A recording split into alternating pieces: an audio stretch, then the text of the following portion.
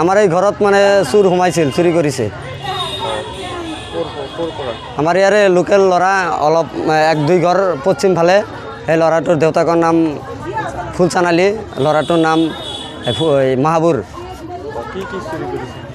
এই আপোনাৰ কাণৰ ৰিং চুৰি কৰিছে 45,000 টকা দামৰ, নাক ফুল আছে 2টা, মালা আছে আৰু টকা আছে, সেইখিনি টকা আছিল। ই আগে পিছে মানে একদম সৰুৰ পৰাই 7 বছৰ বয়সৰ পৰাই সি চুৰি কৰি থাকে। দুনিয়া ড্ৰাগছৰ বেজি লয়, ভাং খায়, চব মানে যি কৰিব লাগে খাৱা বস্তু আছে চব খায়।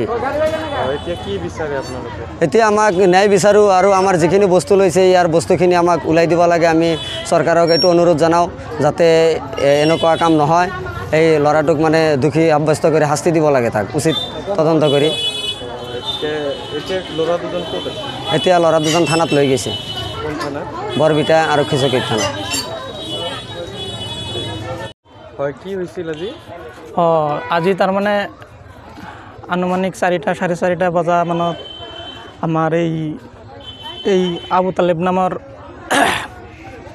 ইয়াৰ ঘৰত আজি এই আমাৰ গাঁৱৰ ওচৰৰে এই কি নাম, ফুলচানৰ ল'ৰা, কি নাম তাৰ, মাহাবুৰ ৰহমান। ই তাৰমানে এটা প্ৰফেশ্যনেল চোৰ। ই এনেকুৱা জঘন্য চোৰ, ইয়াক মানে এই অঞ্চলৰ যিমান মানে চুৰি হয় মেক্সিমাম 99% সিয়ে চুৰি কৰে। কিছুমানত ধৰা পৰে, কিছুমানত নপৰে। তো আজিওতো এনেকুৱাকৈ আহিলে, আহাৰ পিছত আমি শুনা পালোঁ যে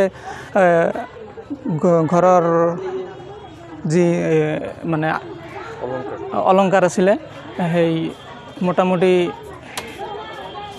মালা, তাৰপিছত নাকফুল, কানেৰটা, মোটামুটি ভালে সংখ্যক অলংকাৰ লৈ লগত 70,000 টকা নগদ টকা লৈ চুৰি কৰে। কিন্তু দুৰ্ভাগ্যবশত আমাৰ আইনৰ মানুহ আহিলে হাতে লুটে ধৰা পৰে। চুৰিখিনি উদ্ধাৰ কৰিব পৰা নাই, কাৰণ আমাৰ পুলিচে আহিলে, অহাৰ পিছত মানে ক'লে যে আমি থানাত লৈ যাওঁ, আপোনালোকে আহক। আমি কৈছিলোঁ যে ছাৰ মানে এই আমাৰ যিখিনি বস্তু লৈছে সেইখিনি আমাক আগতে অলপ ইয়াৰ পৰা ওলাই দিয়ক।